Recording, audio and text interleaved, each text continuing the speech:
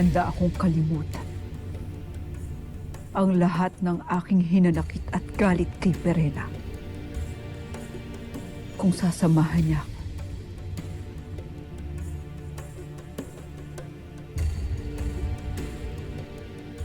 At si Amihan. Sinasamo ko ang Ivtre ng aking kapatid upang ako'y kanyang muling samahan sa isang digmaan laban sa itim na batal.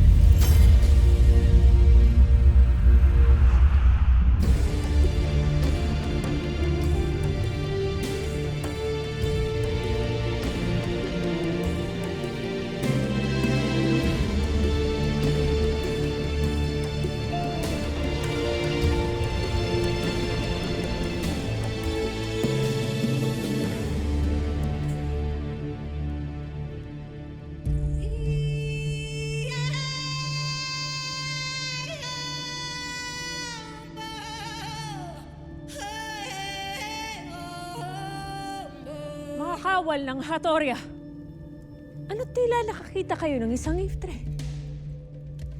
Hindi man lamang ba kayo magbibigay pugay sa inyong hara? Paumanhin, mahal Hara. Hindi lang namin inakala na sa inyong pagbabalik ay iba na ang inyong kasuotan. Avisala, at natutuwa akong makita kayong muli.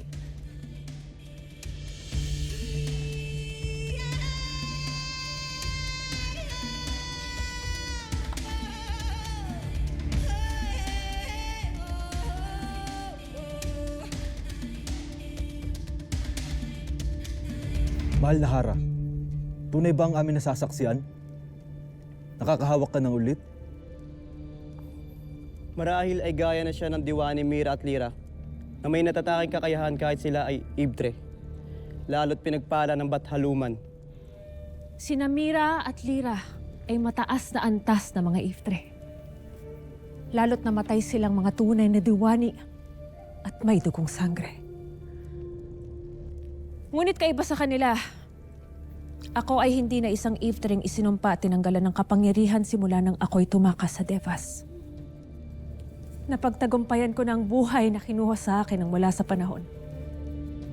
Ngunit papaano? Gusto na ang katanungan, maaari ba? Ako ang inyong sagutin. Nasaan ang aking anak? Ano tila wala rito si Mira? Si Diwani Mira ay sumama sa pangkat ni Sangre Danaya upang hanapin at tugisin si Hagorn. Subalit maaaring naroon na siya sa Lereo, lalo't nakarating na sa nakararami ang masamang balita. Masamang balita?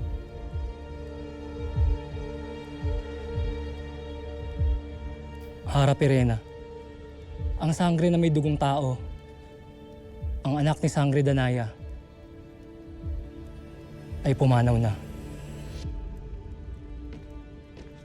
Hindi ako natutuwa sa iyong biro, Kawal.